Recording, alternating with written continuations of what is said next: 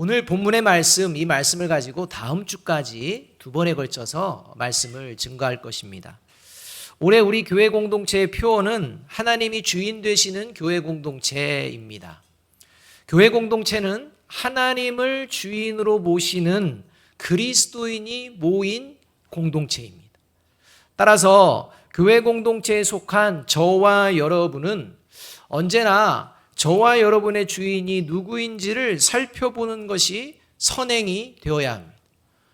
특별히 이렇게 예배 자리로 모일 때 하나님께 예배드리는 그 마음이 과연 내가 지금 하나님을 주인으로 모시는 마음으로 준비가 되어 있는지를 살피며 예배의 자리로 나아가야 한다는 것입니다. 그래서 올 한 해 동안 이 예배의 자리에 나올 때마다 먼저 선행해서 저와 여러분이 기도하고 고백해야 될 건 과연 내가 하나님을 나의 주인으로 모시고 있는가? 라는 질문과 함께 바른 답을 해야 한다는 것입니다. 하나님을 주인으로 모신 그리스도인인지 아닌지 삶으로 드러나는 증거가 있는데 그 증거가 바로 정직함입니다. 저와 여러분이 예배 자리에 예배를 드리는데 먼저 선행해서 내가 하나님이 주인으로 모시고 있는가? 라는 이 질문에 저와 여러분이 정직하게 대답을 해야 한다는 것입니다.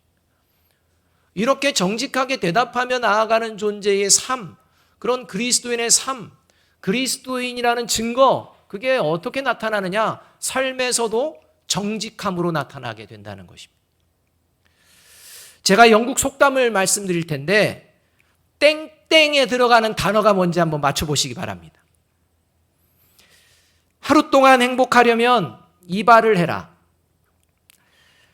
일주일 동안 행복하려면 결혼을 해라. 한 달 동안 행복하려면 말을 사라. 요즘 말로는 자동차 사라.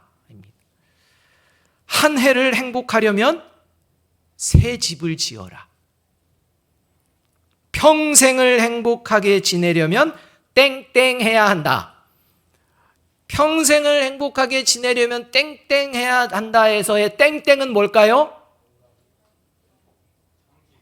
정직입니다. 앞에서 다 얘기를 해드렸고 다 했는데도 이렇게 딱딱 안 맞으면 참 괴롭죠. 그럼 평생을 행복하려면 뭐 해야 된다? 정직해야 한다. 라는 속담이 있다는 것입니다. 여러분, 이 의미는 뭡니까? 그만큼 정직이라는 게 인간의 삶에 가장 소중하고 귀하다는 것입니다. 여러분, 예수님을 믿지 않는 세상 사람들 모두가 정직하지 않을지라도 하나님을 주인으로 모시는 그리스도인만큼은 정직해야 합니다.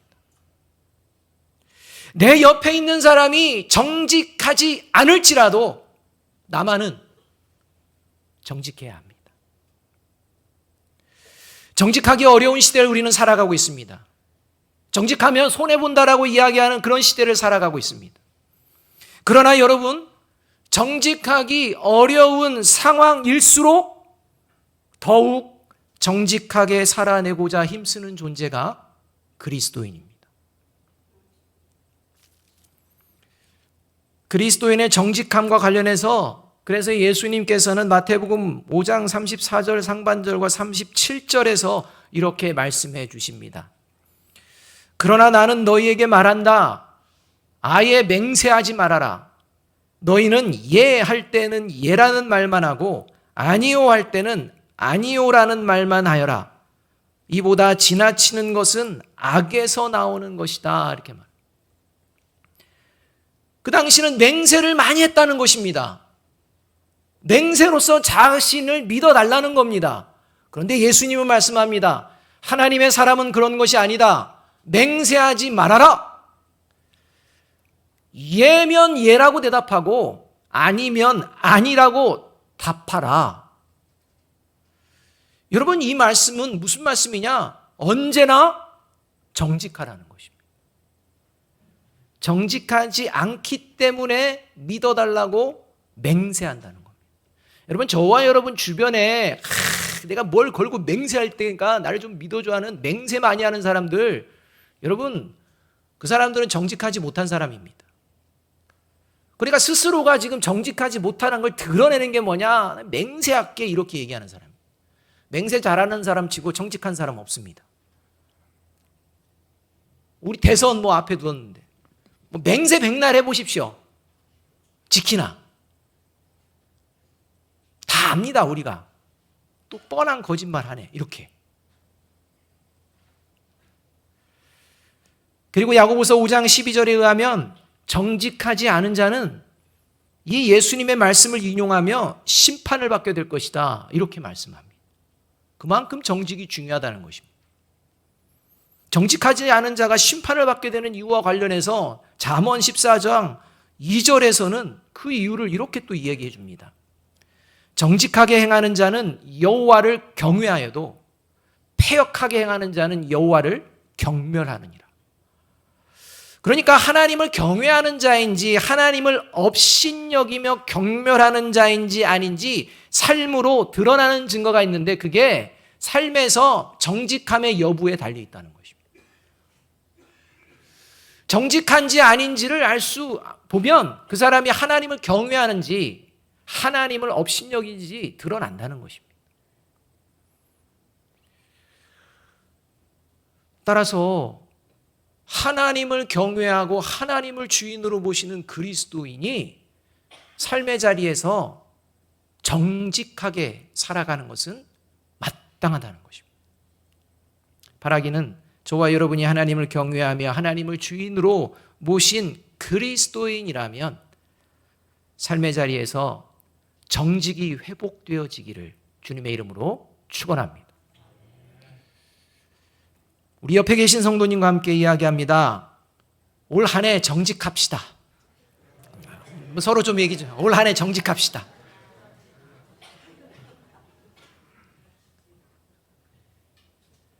자, 그렇다면 하나님을 주인으로 모시는 그리스도인의 정직함이라는 게 그냥 정직합시다 한다고 정직해지는 게 아니지 않습니까? 저와 여러분이 지금 그런 정직함의 삶을 살고 있는지 돌아보아야 합니다. 오늘 본문을 통해서 저와 여러분이 정말 하나님을 주인으로 모신다는 게 정직한 것이냐, 이것을 한번 돌아보아야 한다는 것입니다. 그리스도인이 삶에서 지켜내고 보여내야 할 정직함이 구체적으로 무엇인지 잘 가르쳐주는 본문 중에 하나가 오늘 우리가 읽은 본문입니다. 오늘 우리가 읽은 성경 본문에는 정직하지 못함으로 말미암아 결국 하나님의 심판이 예비된 한 사람의 이야기가 등장합니다. 아직 하나님의 심판이 임한 건 아닙니다. 근데 오늘 본문의 내용과 결론을 가지고 인생 마지막까지 산다면 이 사람은 결국에는 하나님의 심판을 받게 된다는 것입니다. 그래서 하나님의 심판이 예비된 이런 존재입니다. 정직하지 못하기 때문입니다. 이 사람은 재산이 많은 부자였습니다. 다른 복음서에 하면 이 사람은 청년이었습니다. 열심과 열정과 혈기가 있는, 열심을 낼 수 있는 힘이 넘치는 사람이었습니다. 그리고 관리였습니다. 직업도 견고했습니다. 그러니까 이런 부자 청년 관리인데 이 부자 청년 관리, 이 관리가 정직하지 못함으로 그의 창창한 삶의 자리가 하나님의 심판이 예비되었다는 것입니다. 그렇다면 하나님을 주인으로 모시는 그리스도인의 정직함, 구체적으로 어떤 것을 말하는 것일까? 저와 여러분은 과연 그런 정직함으로 하나님 앞에 있는가? 돌아볼 때 첫 번째, 하나님을 주인으로 모시는 그리스도인은 하나님 앞에서 자신의 믿음을 정직하게 살펴봅니다. 항상 그리스도인은 여기서부터 시작합니다. 내가 지금 하나님 앞에서 정직한 믿음을 가지고 지금 삶을 살려고 하는가? 이것입니다. 하나님 앞에 나는 정직한 믿음을 지금 보여내고 있는가? 이거 살피는 것입니다. 여기서부터 그리스도인의 삶의 걸음이 시작되어야 한다는 겁니다. 새해를 시작하면서 모든 사람들은 한결같이 올 한 해 자신의 삶이 성공하는 삶이 되기를 바랄 것입니다. 그렇지 않습니까? 오늘 이 자리에 모여 예배드리는 저와 여러분도 예외는 아닐 겁니다. 한 해를 시작하며 정말 복받는 인생, 성공하는 인생, 올해만큼은 이러한 인생의 걸음을 좀 걸었으면 좋겠다. 이게 저와 여러분을 포함한 새해를 맞고 새해를 시작하는 모든 사람들의 한결같은 마음 아니겠습니까? 자, 그렇다면 여러분, 지금 여러분에게 성공하는 인생의 길과 망하는 인생의 길 두 가지를 얘기해 주고 이 두 길 중에 하나를 선택하라 하면 어떤 길을 선택하시렵니까? 자, 두 길 중에 하나입니다. 성공하는 길과 망하는 길입니다. 자, 두 길을 알려줄 테니 어떤 길을 선택하시렵니까? 할 때 여러분 어떤 길을 선택하시겠습니까? 표현이 속돼서 죄송하지만 머리에 총을 맞았다 이런 얘기 있습니다. 여러분 무슨 말입니까? 제정신이 아니라는 겁니다. 여러분 제정신이 아닌 그런 사람 외에 누가 내 인생 망하는 길을 선택하겠다라고 하겠습니까? 바른 정신을 가지고 있는 사람은 두 개 중에 선택하라면 당연히 성공하는 인생이지 라고 선택하는 것이 바른 정신을 가진 사람 아니겠습니까? 그런데 오늘 우리가 읽은 본문에 등장하는 부자 청년 관리는 성공하는 인생길과 망하는 인생길 중에 망하는 인생길을 선택했다는 것입니다. 참으로 미련하고 제정신이 아닌 사람처럼 여겨집니다.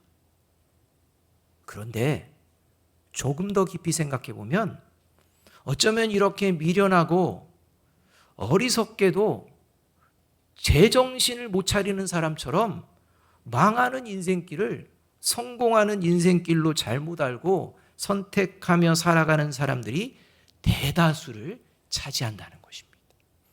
그래서 이 부자 청년 관리의 선택이 저와 여러분의 선택이 될 수 있는 확률이 너무나도 높다는 겁니다. 생각으로는 그래 성공하는 인생길을 선택해야지 하지만 실제 삶의 길은 성공하는 인생길이 아니라 망하는 길을 선택하면서 계속 나간다는 것입니다. 이 일이 지금 벌어지고 있다는 것입니다. 삶의 기준이 사람과 세상이 기준이 되어서 세상과 사람이 말하는 성공을 생각합니다. 세상과 사람이 말하는 성공을 붙들려고 합니다. 세상과 사람이 말하는 성공이 나의 성공이 될 것이라는 이러한 확신까지 가지면서 살아가는 자의 삶은 필경에는 망하는 삶이 될 수 있음을 하나님께서 잠언 14장 12절을 통해서도 분명히 말씀해 주심에도 불구하고 이 말씀을 간과한다는 것입니다. 믿는 사람도 말입니다. 잠언 14장 12절의 말씀 함께 한번 읽어보겠습니다. 시작. 사람의 눈에는 바른 길같이 보이나 마침내는 죽음에 이르는 길이 있다. 여러분 사람들이요 보고 판단합니다. 아 인생을 보니 우리가 살아가는 세상을 보니 야 이게 살아가는 길이야. 이게 인생이 성공하는 길이야. 보이는 것을 의지해서 그 길을 선택한다는 것입니다. 그런데 웬걸 결국은 어떻게 되느냐. 그게 성공의 길이 아니라 망하는 길이 되더라. 이렇게 하나님께서 말씀해 주고 계십니다. 자 그러면 살아계신 하나님을 믿는 그리스도인에게 있어서 성공한 인생은 어떤 인생일까요? 여러분 그리스도인으로서 올해 안에 성공하고 싶은 그런 생각이 있으시다면 어떤 것이 올 한 해 성공했다라고 말할 수 있을까? 올 한 해 마지막 자리에서 야 내가 올해는 성공하는 인생을 살았구나 라고 하나님께 바르게 정직하게 고백할 수 있을까? 도대체 그리스도인에게 성공하는 인생이라는 것은 어떤 인생을 말하는가? 우리가 한번 생각해 보고 그 생각을 붙들어야 한다는 것입니다. 하나님은 빌립보서 2장 12절 하반절에서 그리스도인의 성공, 그리스도인이 성공하는 인생은 어떤 모습인가 말씀해 주고 계십니다. 함께 한번 읽어보겠습니다. 시작. 항상 복종하여 두렵고 떨림으로 너희 구원을 이루라. 많이 기대하셨을 텐데 다른 것들. 여러분 그리스도인이 인생을 성공하는 걸음의 시작 그것은 지금 구원을 이루며 살아가는 것이라고 말씀합니다. 그리스도인이 성공하는 인생, 지금 구원을 이루며 살아가는 것. 자칫 잘못하면 구원을 이루지 못하는 삶을 살아가기 쉽기 때문에 두렵고 떨리는 마음을 가져야 된다라고까지 말씀하고 있다는 것입니다. 자칫 잘못하면 저와 여러분이 성공의 인생이 아니라 망하는 인생으로 갈 수 있다는 것입니다. 그래서 두렵고 떨리는 마음이 있어야 한다라고 말씀합니다. 두렵고 떨리는 마음을 가지고 내가 구원받은 존재로 현재 살고 있는지 주의 깊게 나 자신을 살펴보는 이러한 모습 속에 성공하는 인생의 길이 있다는 것입니다. 오늘 우리가 읽은 본문에 등장하는 사람은 자신의 삶의 목표를 뭐로 뒀느냐? 구원에 이르는 것으로 두었습니다. 자신의 삶의 목표는 구원을 얻는 거야. 여기에 삶의 목표를 두고 지금까지 살아가고 있었는데 자신이 이렇게 지금까지 살아간 인생, 이 인생길을 잘 가고 있는지 좀 궁금했습니다. 그래서 예수님을 찾아옵니다. 그리고 예수님께 이제 묻습니다. 그것이 17절 말씀입니다. 함께 한번 읽어보겠습니다. 시작. 예수께서 길에 나가실새 한 사람이 달려와서 꿇어 앉아 묻자오되 선한 선생님이여 내가 무엇을 하여야 영생을 얻으리이까? 여러분 아쉬울 거 없는 이 부자 청년이요, 예수님이 지금 지나가신다는 얘기를 듣고 예수님을 향해 불이 났게 달려옵니다. 그리고 꿇고 앉습니다. 무릎 꿇고 앉아서 마치 하나님을 경배하듯이 예수님께 묻는 것입니다. 선생님, 내가 뭘 해야 영생을 얻을 수가 있겠습니까? 입니다. 여기에는요, 선생님, 제가요, 지금까지 영생을 얻기 위해, 구원을 받기 위해 지금까지 애쓰며 그 영생을 놓치지 않으려고 살아왔는데, 혹시나 제가 놓치는 게 있습니까?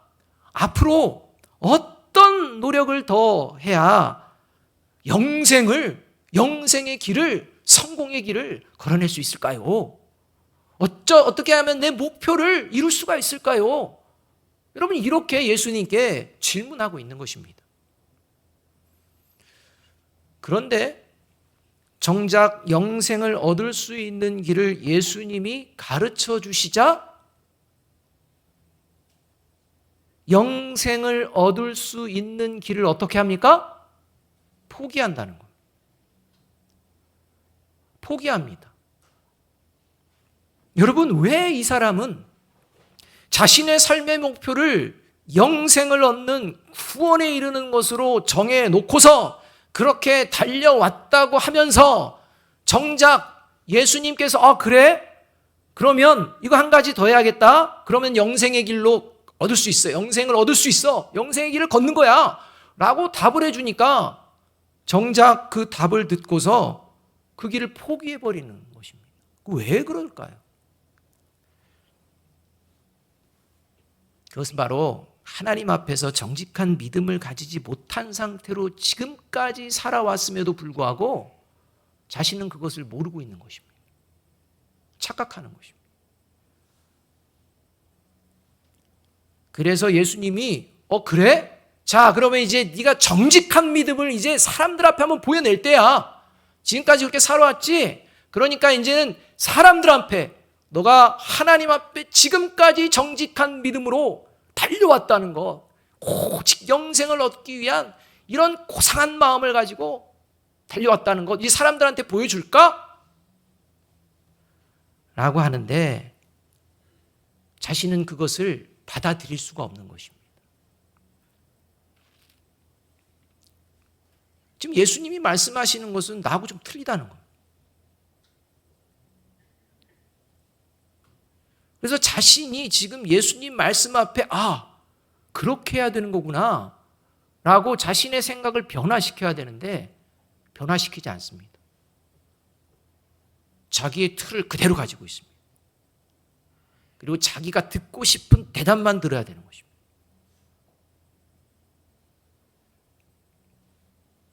여러분, 이 부자 청년은 단순히 지금까지 습관처럼 율법의 형식에 익숙한 삶을 살았을 뿐이지 하나님의 말씀을 온전히 믿고 따르는 자가 아니었던 것입니다. 그래서 예수님이 말씀만 하시면 막 즉시로 따를 듯 하더니만 결국에는 형식적이고 익숙해진 삶을 버리지 못해서 예수님의 말씀을 거부합니다. 여러분, 하나님 말씀 앞에 정직한 믿음은 반드시 형식적인 신앙을 버리게 되어 있습니다. 그런데 이렇게 하나님의 말씀을 믿는 마음으로 신앙생활하는 것이 아니라 하나님의 말씀으로 변화되는 삶을 거부하고 이미 익숙해지고 형식적인 모습을 여전히 고집하면서도 자신이 영생에 이를 수 있다는 착각 속에 저와 여러분이 교회를 다니고 있는 것은 아닌지 오늘 돌아보아야 합니다. 저와 여러분의 삶은 하나님의 말씀을 만나도 변화가 안 돼요. 왜? 내 방식이 있으니까. 내 생각이 있으니까. 하나님의 말씀하는데 이게 성공하고 축복받는 길이야 이야기하는데 그건 아니라니까요. 그리고 말씀을 떠납니다. 여러분, 저와 여러분의 모습이 이 부자 청년의 모습과 별반 다르지 않은지 아니면 삶의 변화가 이루어지고 있는지 돌아보아야 한다는 것입니다. 어느 날 제 아내를 통해서 제 딸 하은이가 한 이야기를 듣게 되었습니다. 제 딸 하은이가 저희 아내에게 무슨 얘기를 했느냐. 엄마, 나는 성경도 예수님도 믿어지지가 않아. 이렇게 얘기한 겁니다. 그래서 저희 아내가 딸에게 그래도 목사님 딸이 그러면 되겠니? 그랬더니 저희 딸이 그래도 안 믿어지는 걸 어떻게 그걸 믿을 수가 있어?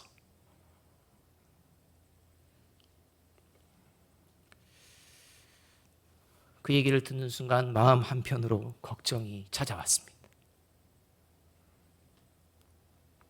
그러면서 주일학교 교역자는 어떻게 교육하는 거야? 농담이고요. 혹시 저와 여러분의 자녀도 그렇지 않습니까? 주일학교에 있는 자녀들. 마음 한편으로는 걱정이 되었지만 또 다른 한편으로는 솔직하게 아내하고 저에게 말해주는 딸이 고마웠습니다. 여러분, 그것이 신앙의 걸음의 정상이기 때문에. 여러분, 아기 때는 아무것도 모를 때는요, 막 얘기하면 다 믿고 뭐 다 아멘합니다. 근데 이제 머리가 크고 세상을 보고 분별하고 이성이 생기면 이 하나님의 말씀이 도대체가 믿겨지지가 않는 것입니다. 말이 안 되는 말들이 많이 있다는 것입니다. 저와 여러분의 신앙의 여정 가운데에 이런 고민이 없었다면 저와 여러분은 지금 믿음의 걸음을 걷지 않는 경우일 수 있습니다. 이 과정을 통해서 하나님의 살아계심을 믿게 되는 역사가 일어날 줄로 믿습니다. 왜냐하면 여러분, 믿음이라는 것은 주입하고 세뇌시켜서 되는 게 아닙니다. 그것은 하나님의 믿음이 찾아와야 되는 것입니다. 자, 이제 여러분 질문 하나 할 텐데 하나님 앞에서 저와 여러분의 믿음에 대해서 정직하게 한번 대답해 봅시다. 저와 여러분은 구원받은 존재로 지금 살아내는 것이 성공하는 인생이다라는 이 하나님의 말씀을 믿으십니까? 이것을 믿는 자가 올 한 해 성공의 걸음을 시작한 존재입니다. 여러분, 세상의 기준, 사람의 기준이 아닙니다. 바라기는 저와 여러분의 걸음이 하나님의 말씀으로 걸음을 걸어냄으로 말미암아 오늘 구원을 이루는, 그래서 하나님이 예비하신 복을 받는 저와 여러분이 되기를 주님의 이름으로 축원합니다. 여러분, 이것이 바로 하나님을 주인으로 모시는 그리스도인의 정직이라는 겁니다. 두 번째로, 하나님을 주인으로 모시는 그리스도인은 하나님의 사랑을 의심하지 않습니다. 하나님의 사랑을 의심하지 않습니다. 하나님의 사랑을 의심하면 하나님을 주인의 자리에서 밀어내고 그 자리에 반드시 다른 주인을 모십니다. 그리고 그 다른 주인을 사랑합니다. 이게 하나님의 사랑을 의심하면 벌어지는 일들입니다. 21절, 22절의 말씀을 함께 한번 읽어보겠습니다. 같이 읽습니다. 시작. 예수께서 그를 보시고 사랑하사 이르시되 내게 아직도 한 가지 부족한 것이 있으니 가서 내게 있는 것을 다 팔아 가난한 자들에게 주라. 그리하면 하늘에서 보화가 내게 있으리라. 그리고 와서 나를 따르라 하시니 그 사람은 재물이 많은 고로 이 말씀으로 인하여 슬픈 기색을 띠고 근심하며 가니라. 예수님은 영생 얻기를 간절히 바라며 영생을 얻을 수 있는 길을 예수님께 가르쳐 달라고 애원하는 사람에게 이제 그 길을 가르쳐 주는데, 그 길이 이런 겁니다. 너의 재산을 모두 다 팔아서 가난한 이웃에게 나눠주고 나를 따르면 된다 라는 말씀입니다. 그러자 이 말을 들은 이 부자 청년이 예수님을 따르지 않기로 선택하고 예수님을 떠나버립니다. 도대체가 이게 말이 안 되는 이야기라는 것입니다. 이게 무슨 내가 지금까지 믿었던 하나님이냐? 이런 하나님은 이건 아니지. 이런 생각입니다. 그런데 이 장면에서 예수님은 영생의 길을 얻기를 간절히 바라며 가르쳐 달라는 이 사람의 믿음이 올바른 믿음이 아니었다는 사실을 이미 알고 계셨다는 것입니다. 그러니까 이 사람이 야, 믿음 좋다, 이게 아닙니다. 얘가 가진 믿음이 형편없고 잘못된 믿음이라는 것을 예수님이 이미 알고 계셨다는 것입니다. 그러나 하나님은 그런 형편없는 믿음일지라도 그것을 무시하거나 멸시하거나 비웃지 아니하시고 그를 바라보며 어떤 마음을 품으셨느냐? 사랑하셨다. 이렇게 말씀하고 있다는 것입니다. 그래서 21절이 예수께서 그를 보시고 사랑하사, 보셨습니다. 이 믿음이 얼마나 형편없고 잘못된 믿음인지 보셨습니다. 그런데 사랑하셨습니다. 여러분, 이게 저와 여러분의 바라보시는 하나님의 마음입니다. 그런데 이 사랑하는 마음으로 그래, 진정한 영생의 길은 이것이야 라고 예수님이 가르쳐 주시는데, 예수님의 말씀을 들은 부자 청년은 예수님의 사랑을 사랑으로 받아들일 수가 없는 겁니다. 이게 무슨 사랑이에요? 자, 여러분, 저와 여러분이 예수님의 말씀을 듣는 그 부자 청년이라고 한번 생각해 봅시다. 나름대로 열심히 신앙생활 해가지고 하나님이 주신 것들 모으고 이제 더 하나님이 기뻐하시는 길을 걷고자 합니다. 그래서 어떻게 하면 더 하나님이 기뻐하시는 길을 걸을 수 있을까라고 하며 예수님께 나왔습니다. 그렇더니요, 예수님이 그냥 단번에 하시는 말씀이 뭐냐? 지금까지 해서 수고한 것 많이 있잖아? 그거 모든 것 다 팔아서 가난한 사람에게 나눠주고, 자, 빈털터리가 먼저 돼야 돼. 자, 빈털터리 먼저 되고, 그리고 이제 나랑 같이 삶을 좀 시작하자. 다시 한번 시작해보자. 밑바닥에서 한번 시작해보자. 이렇게 예수님이 말씀하신다는 것입니다. 여러분, 이런 말씀을 여러분 들으면 여러분들이 뭔가를 많이 얻어놨는데요, 어느 날 갑자기 막 싹 빈털터리가 돼버렸습니다. 그러면 여러분은 그런 경우에 야, 하나님은 나를 극진히 사랑하시는구나, 이런 생각이 드십니까? 여러분, 지금 부자 청년이 듣는 마음이 그거라는 것입니다. 지금까지 이렇게 해놨는데 다 없애버리시는 거예요. 밑바닥부터 다시 시작하는 거예요. 여러분, 이것을 받아들인다는 게 얼마나 어렵습니까? 여러분, 왜 예수님이 이런 요구를 하셨을까요? 그 이유가 이 부자 청년의 믿음이 기초부터 잘못되었기 때문에. 기초부터. 여러분, 하나님을 믿는 믿음의 출발, 기초는 뭘까요? 하나님의 사랑을 믿는 겁니다.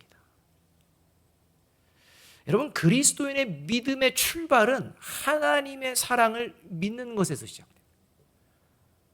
이게 그리스도인의 믿음의 시작입니다. 근데 이 부자 청년은 이게 없었다는 것입니다. 부자 청년 관리는 예수님이 자신을 사랑하셔서 그 눈빛과 말투를 보면 못 느끼겠습니까? 그런데 그런 예수님의 말씀, 그 말씀을 의심하였고 믿지 않았습니다. 그래서 예수님께서 내가 뭘 더해야 영생을 얻겠습니까? 라고 했을 때 예수님께서 이 부자 청년에게 먼저 하신 말씀이요, 뭐냐면 10계명의 5계명부터 10계명까지의 말씀입니다. 5번째부터 10번째의 계명을 이야기합니다. 살인하지 말라, 간음하지 말라, 도둑질하지 말라, 속여 빼앗지 말라, 거짓 증거하지 말라, 부모를 공경하라. 여러분, 이런 말을 합니다.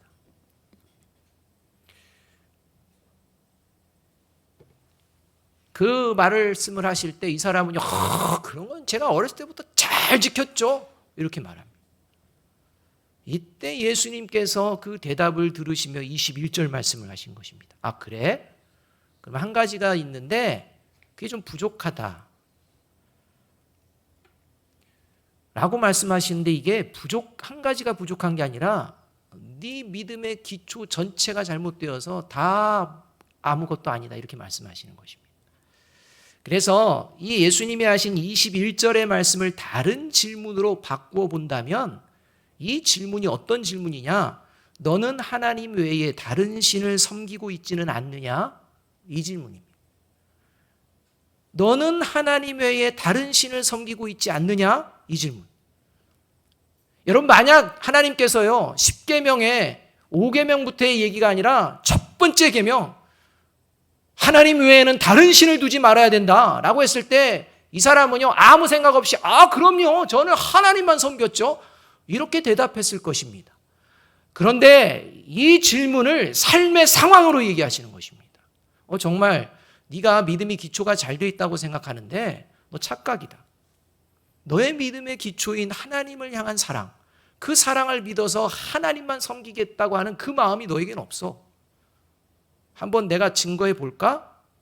하는 그 삶의 정확하게 말씀하시는 게, 그래, 그러면 하나님만을 섬기고 있다면 좋아, 너 모든 거 다 팔아, 이렇게 말씀하는 것입니다. 그래서 그의 믿음이 거짓임이 드러나는 것입니다. 지금 예수님께 나온 부자 청년 관리는 세상 기준으로 도덕적인 사람일 뿐, 그냥 예수님을 믿지 않아도 그냥 착하고 도덕적인 사람, 그런 사람일 뿐, 하나님의 사랑을 확실히 믿음으로 하나님만을 주인으로 모시는 믿음을 가진 자가 아니었던 것입니다. 그래서 믿음의 기초를 다시 세워야 한다는 의미에서 예수님을 따라 하나님만을 섬기는 삶이 어떤 것인지 이제 처음부터 다시 시작하자, 이렇게 말씀하시는 것이, 자, 다 팔고 다시 나를 따라서 시작해보자, 이렇게 권면하시는 거라는 것입니다. 여러분, 기초가 잘못된 건물은 위험합니다. 높아지면 높아질수록 더욱 위험해집니다. 저와 여러분도 잘 알지 않습니까?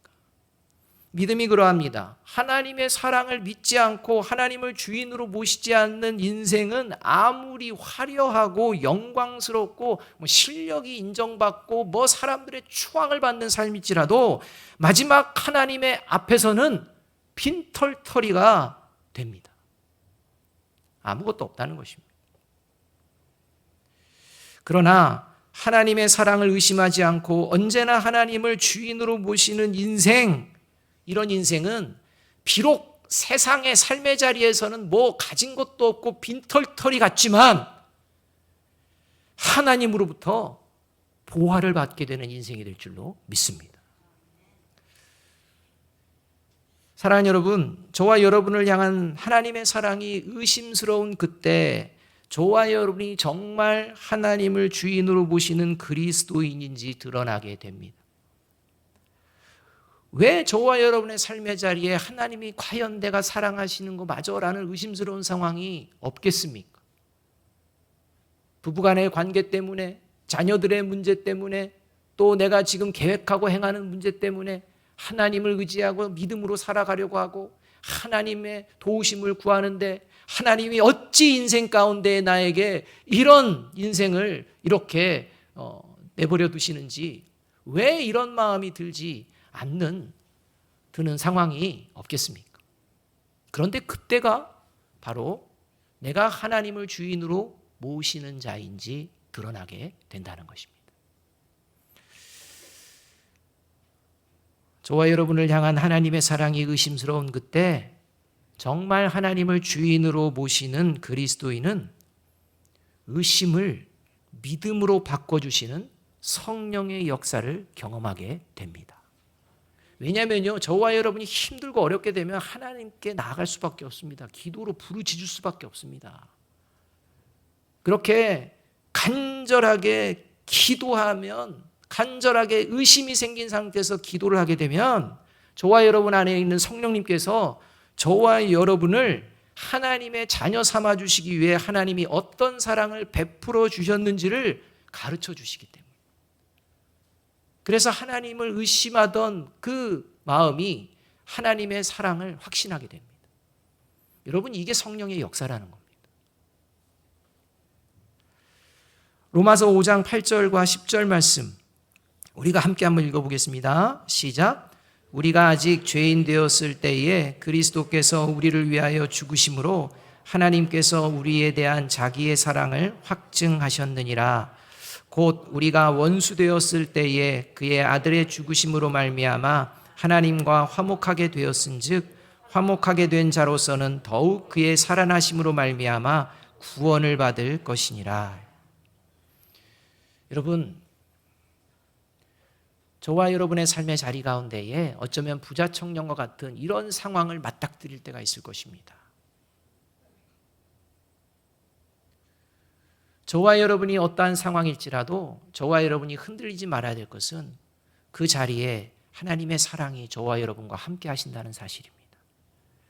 이 사실을 믿을 때 여러분, 그 자리에서 일어서는 놀라운 역사가 일어나게 될 줄로 믿습니다.